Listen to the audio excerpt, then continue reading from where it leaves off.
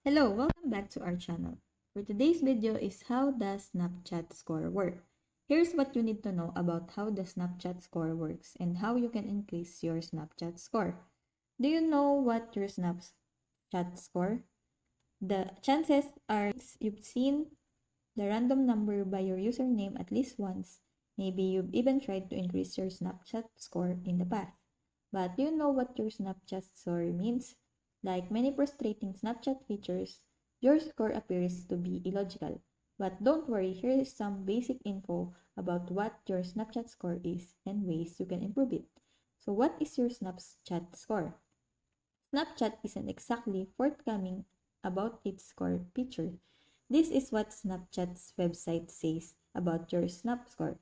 Your Snap score is determined by a super secret special equation that combines the number of snaps you've sent and received, the stories you've posted, and a few other factors. Helpful, right?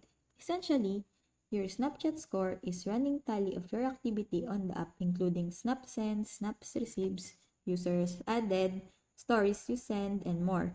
Many users compare Snapchat scores as a way to compete with each other or add trophies to their Snapchat trophy case.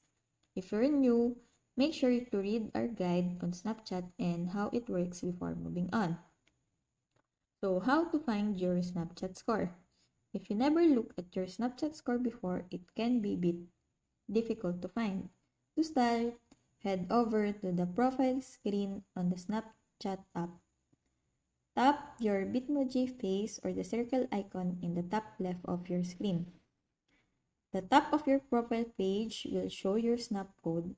Underneath your snap code will be your display name and then three pieces of information: your username, your snap score, and your zodiac sign. Tap on your snap score to reveal two other numbers: numbers of snaps you sent since creating your account, and the number of is the number of snaps you've received. Don't be surprised if combining these two numbers doesn't equal your snap score.